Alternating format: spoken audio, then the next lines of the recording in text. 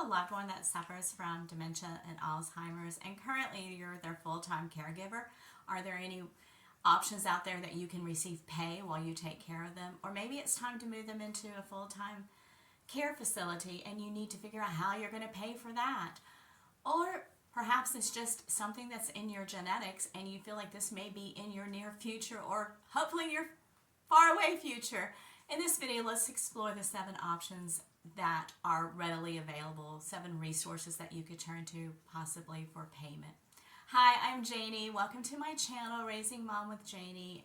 And this is my experience as my mom and I go down her Alzheimer's journey. It has been a struggle sometimes and a challenge, especially trying to find resources that will cover the care that's required for her.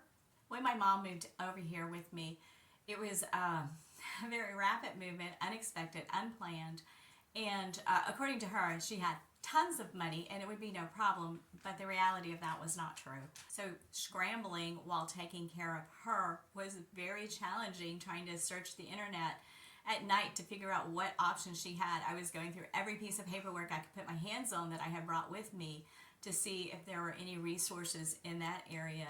You want her to be taken care of, but you have to have it paid. And so it was, okay, in a nice way. It was a nightmare, but we got through it, and she's in a lovely facility right now. The main one out there that you see on the advertisements and that you see on TV all the time are Medicare will cover. Medicare doesn't cover for custodial care or long-term care. Medicare will not pay for room and board of a memory care facility. When they say that Medicare will cover it, what they're talking about is, yes, there are some services provided in a memory care facility that Medicare will cover, and those are typically physical therapy, occupational therapy. They'll cover skilled nursing if that's necessary, like if they have an injury that needs wound care, they'll pay for that. If they have Part A and B, they'll cover hospice. But other than that, they do not cover anything in memory care. Services that Medicare covers when you are in a memory care are only covered 100% for the first 20 days. From day 21 to day 100, you're responsible for a co-insurance or a copay, and then they will pick up the balance of that. After 100 days, they stop paying for everything. Let's talk about Medicare Advantage plans. We hear a lot of hype about those. During enrollment, you are bombarded with these plans and how great they are. And while they do serve a purpose, and some of them do have a lot of wonderful benefits to them, you have to be careful and you have to read the fine print. Some of them you can only use in a specific state. Most of them require prior authorizations for services that with Medicare, the original Medicare, you don't have to get prior authorizations. Doctor orders it, you get it.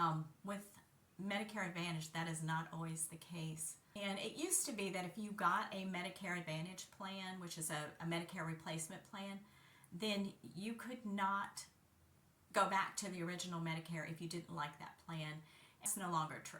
Sometimes they do pay for long-term care or custodial care, but that is an add-on to your policy and it's an extra premium that you would pay. You would need to talk with them up front when you purchase this. Some Medicare Advantage plans will cover meal delivery. They'll also cover for rides to doctor appointments, and they also will cover prescriptions. Moving on to a Medicare Supplement plan, which is different than a Medicare Advantage plan in that a supplement plan works much like a secondary insurance to Medicare, and so they will only cover what is authorized by Medicare. So therefore, long-term care is not covered by the Medicare Supplement plan. They will cover co-insurance or deductibles. If you are using Medicare short-term for PT, OT, or specialty care, and you have a co-insurance, then they will pick that up, or if there's a deductible involved. Let's talk about Medicaid. Medicaid is a federal and state funded program, and by that I mean there are federal guidelines that must be adhered to with every state, and yet the government has allowed each state to put specific guidelines or laws in place concerning their Medicaid and how it's funded. So one of the biggest things is Medicaid is based on your income and your personal asset. Medicaid for an Alzheimer dementia patient, it is structured a little bit different than straight Medicaid. Medicaid has a lot of regulations, and there are specific criteria you must meet per state. And one of the biggest ones is the income. It's based on income and personal assets. And if you have a lot of assets that you want to leave with your family, or one spouse is going in and the other still has to live on this income and may live for another 20 years and needs that income, there are specific ways to set that up so that that is safe and protected, and yet you can still qualify for the Medicaid. It is very complex.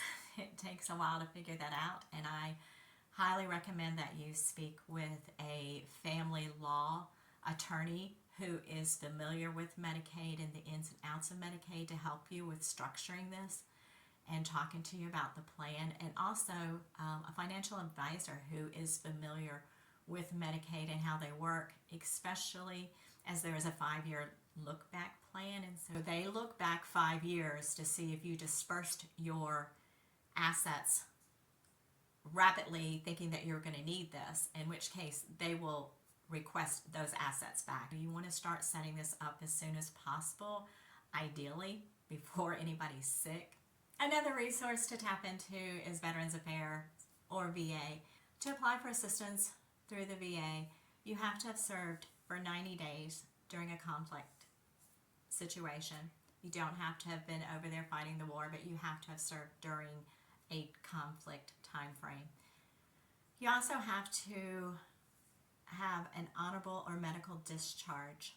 As a spouse applying, the veteran has to have met the previous criteria that I mentioned, as well as they have to have been married for at least a year, and the spouse has to meet specific medical and financial criteria. Again, much like Medicaid, there are hoops you have to jump through. I did this for my mom because my father was a veteran, and he ended up with a medical disability. And so my mother was already receiving his retirement pay, including his VA disability. There was also aid and assistance that we could tap into because mom was going into a facility. I made an appointment with the VA and started working directly with a person at the VA. And it took probably 4 to 6 weeks, I think. The longest was to actually get the appointment because this is also sort of during COVID, and so they were like backlogged. But we went in face to face. I was set up as the fiduciary so that I could manage all of her account. And then the paperwork was submitted. I worked with a fiduciary, a representative with the VA, and told me what I needed to do to set everything up and what he needed to have. Once my mom was approved for the aid and assistance increase, which was about $350 on top of my dad's regular retirement pay. So once that was approved, I had to open a specific fiduciary checking account. Sometimes it will cover a family member that is taking care of the loved one at home. It will give an additional pay, or it will give some coverage for that. Again, it's the same with, it's a government program, so you know there are hoops to jump through. I recommend working directly with the VA. It doesn't move any faster, but they will help you, they will guide you. They have specific trained people that will help you with this. You just have to make an appointment and go in there and sit down and talk with them. You can hire people that will help you. That is normally a little bit expensive. It's my friend did it and it cost her like $1,500 or $1,800 up front. So if you have that kind of money, you can work with them. It did not seem to move any faster than the way I did it with my mom. It's the same thing, they're asking for information. Long-term care insurance. This used to be very rare, but as more and more people unfortunately are ending up in long-term care, it is becoming more and more available. And not only that, but things have changed with long-term care insurance, and there are still many products out there, and it is wise to talk with someone who knows the ins and outs of these products. It used to be if you were diagnosed with Alzheimer's and Parkinson's, you couldn't get long-term care insurance. And now there are products out there that even though you have the diagnosis, they will still cover you. Long-term care insurance, the earlier you get it, the cheaper it is for you to have. You want to make sure that it covers what could potentially come up. You also want to make sure that you have beneficiaries listed on there so that if you don't use it, it will go back to your beneficiaries in a timely manner. Plans vary on what they will cover, and so you want to find up front what they do cover. If you're in the situation where you are trying to tap into this long-term care that you've already purchased, then I would recommend that you go back and you read your policy.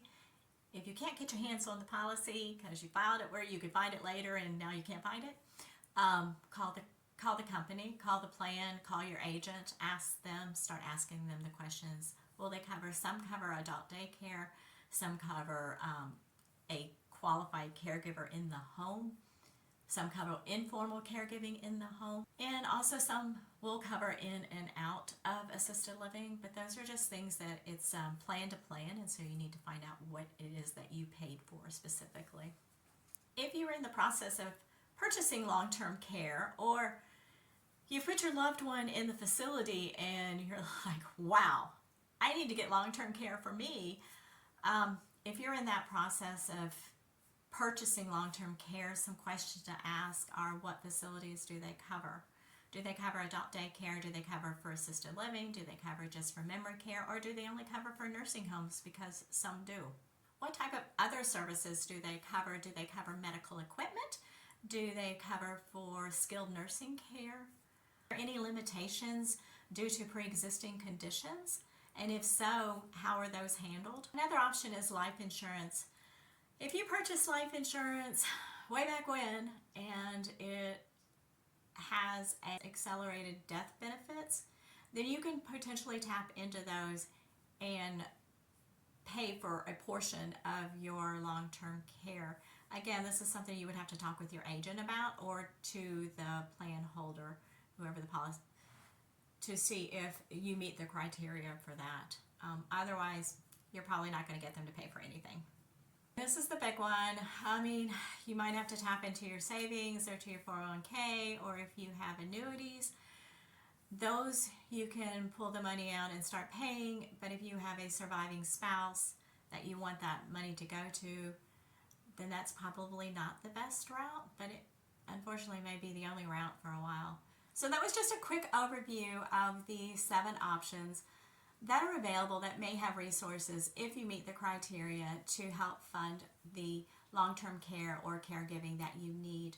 But also there are other options that are available that are out there. I want to check into your state to see what may be available, not only statewide, but maybe just locally. The Department of Human Resources for the Division of Aging, sometimes they have different programs that are available, or grants or funds available for those with dementia or Alzheimer's, either for the caregiver or for long-term care. You know, for instance, if you want to get paid to do caregiving at home, there are specific guidelines you might have to meet with Medicaid in order to be approved as a home caregiver, and they can help you get that certification that you need. So those are good places to start and check into that may not like pay you, but they may help you get some payment in. Because we are living longer, thankfully, it has put us in quite the dilemma. And so long-term care or caregiving to a loved one or a spouse is much more necessary than it was, say, 40 years ago. And sometimes now, bigger corporations in particular may have an employee-sponsored leave that you could take to take care of your loved one. And I would reach out to your HR to see if that may be a possibility.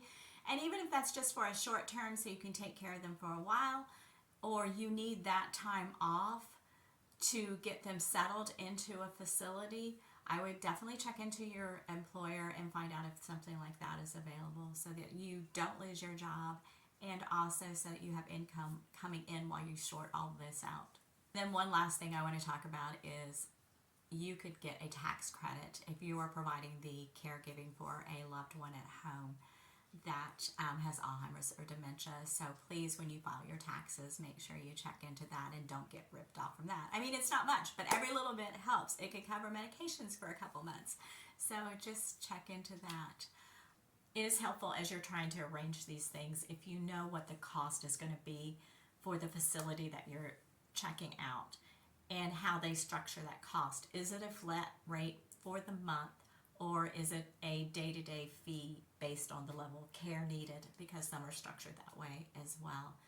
And I will tell you, having the full financial picture up front is better, because my mom told me she had lots of money and she did not. And the first facility that she lived in, it was great. I loved it. It was convenient.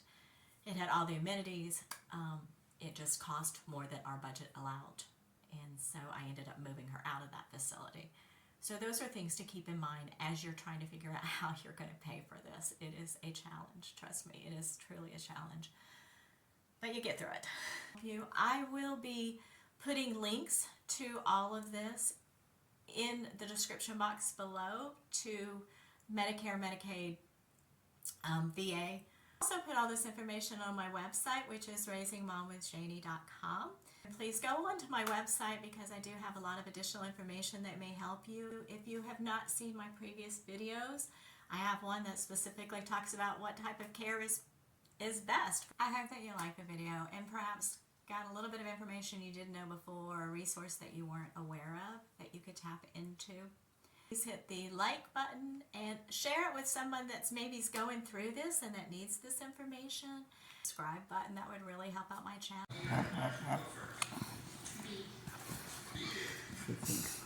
That woman is crazy. And as always, I thank you so much for watching if you made it this far. So please, thank you so much. And remember, life is a gift. Please cherish it always.